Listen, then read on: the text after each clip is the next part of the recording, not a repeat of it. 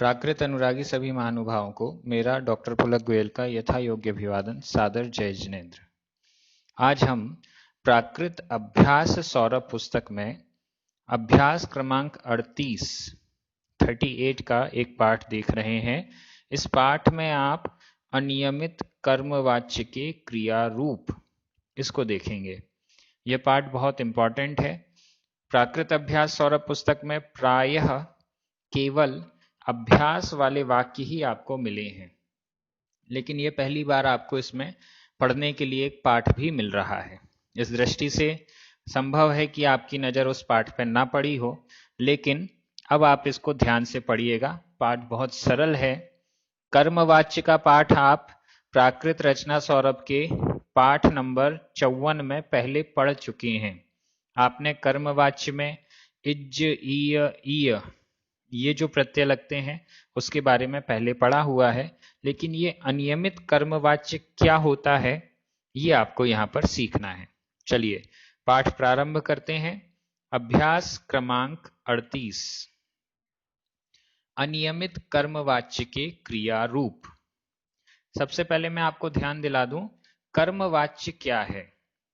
कर्मवाच्य का मतलब जैसे इंग्लिश में एक्टिव वॉइस और पैसिव वॉइस होती है, वैसे ही हिंदी, संस्कृत और प्राकृत, इन सभी भाषाओं में जो भारतीय भाषाएं हैं उसमें कर्तृवाच्य, कर्मवाच्य और भाववाच्य होता है।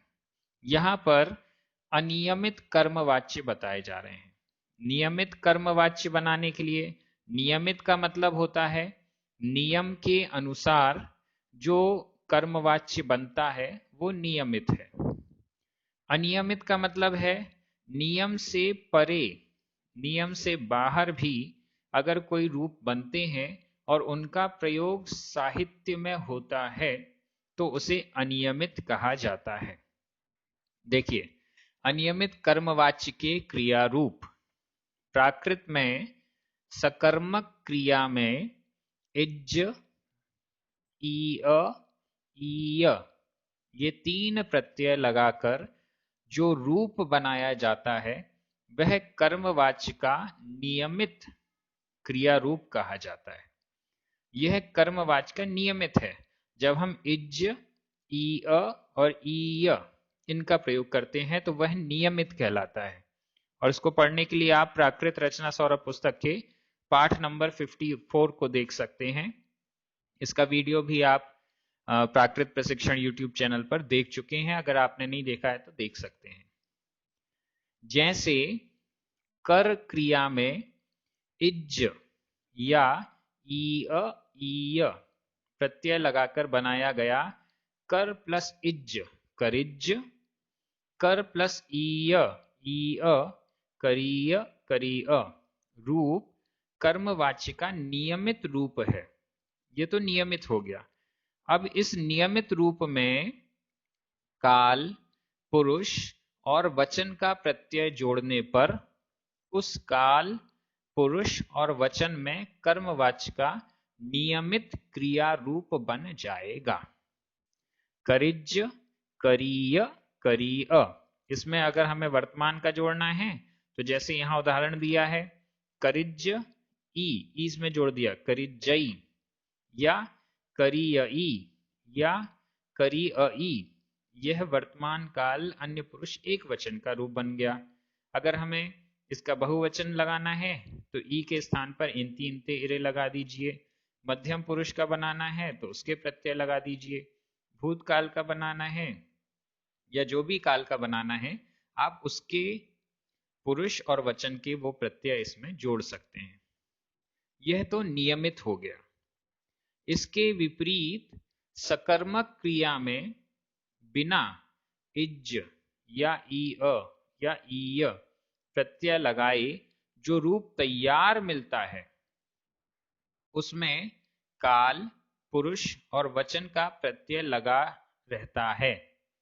वह कर्मवाच्य का अनियमित क्रिया रूप कहा जाता है। मैं इसको फिर से एक बार पढ़ देता हूं।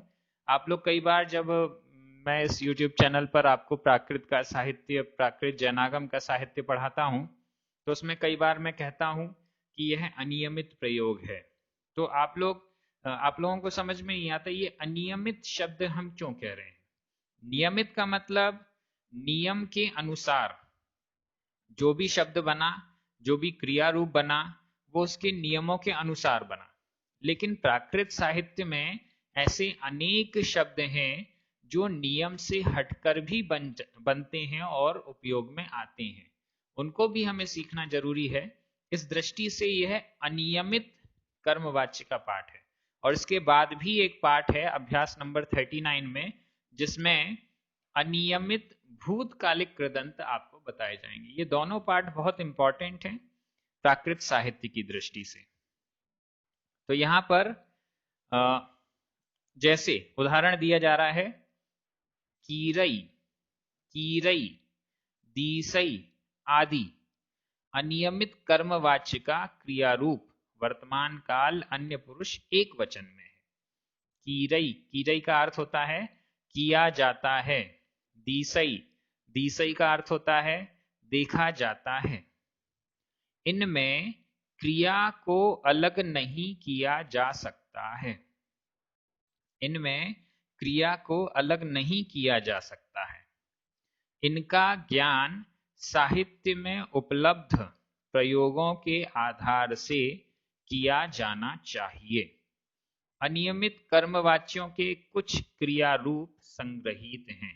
यहां पर हमारी सुविधा के लिए प्राकृत साहित्य से छांटकर कुछ क्रिया रूप, कर्मवाच्य के क्रिया रूपों की एक सूची दी गई है जो आपके सामने है।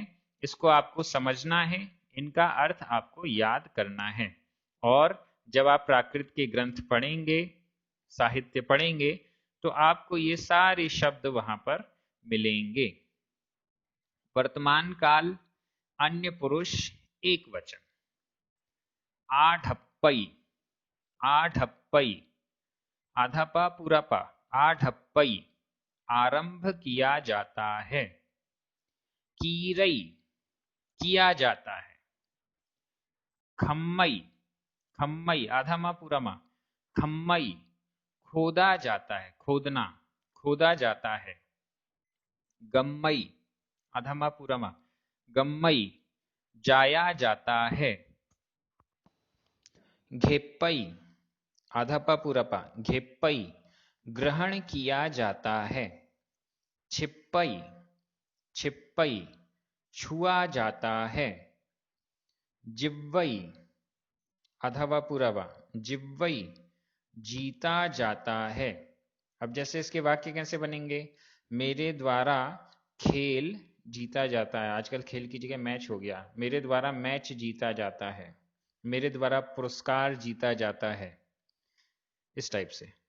डज्झई, डज्झई आधा ज झ, डज्झई जलाया जाता है।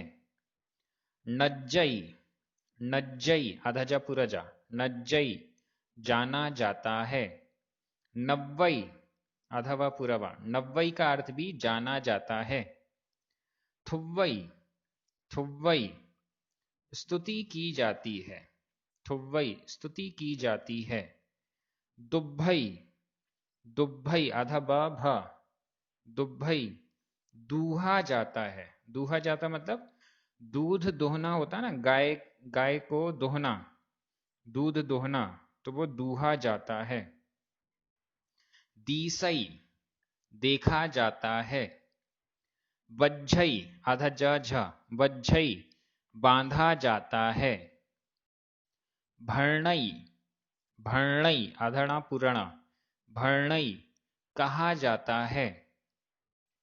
भुज्जई, भुज्जई आधा पुरजा, भुज्जई भोगा जाता है।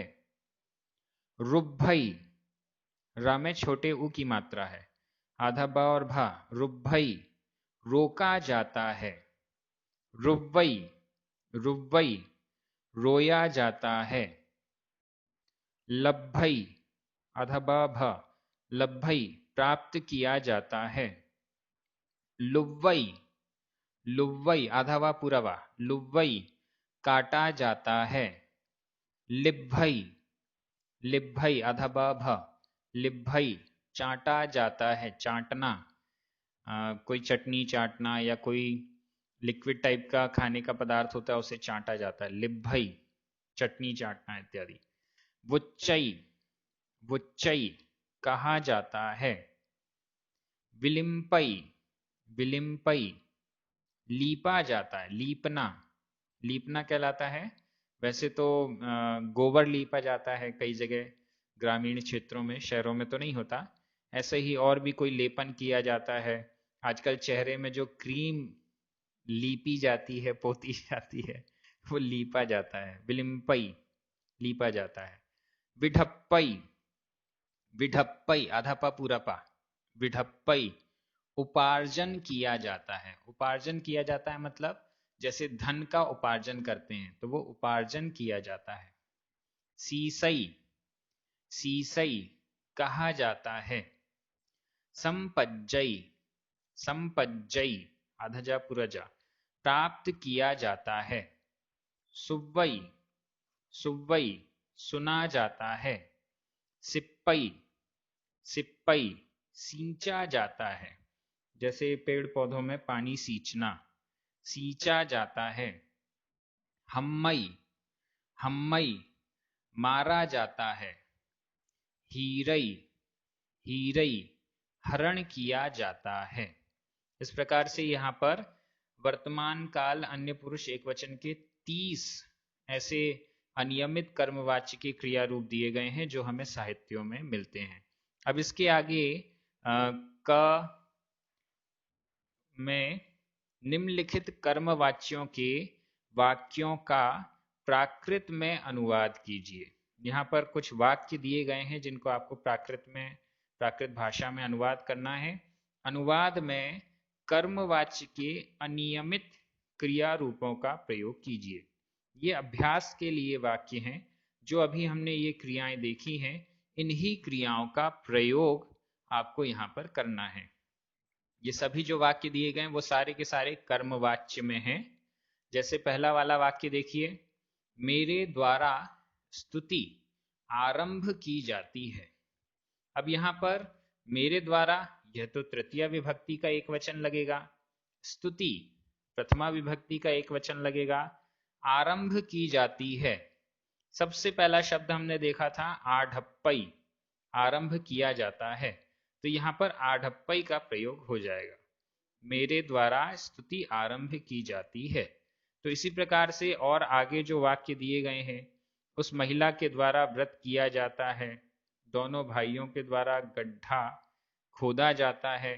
ये सारे के सारे वाक्य आपको अनुवाद करने हैं और इनमें आपको अनियमित कर्मवाच्य के क्रिया रूपों का प्रयोग करना है। आप सभी बहुत अच्छे से प्राकृत भाषा का अध्ययन कर रहे हैं और निश्चित रूप से प्राकृत भाषा को सीखने के बाद आप प्राकृत साहित्य को बड़ी आसानी से पढ़ पाएंगे, समझ पाएंगे। सभी को बहुत बहुत धन्यवाद। जिन प्रचारकों के द्वारा, प्रायोजकों के द्वारा, पुण्यार्जकों के द्वारा प्राकृत का यह कोर्स YouTube पर परमानेंट किया जा रहा है, उनको बहुत बहुत धन्यवाद। सभी को जय जिनेंद्र।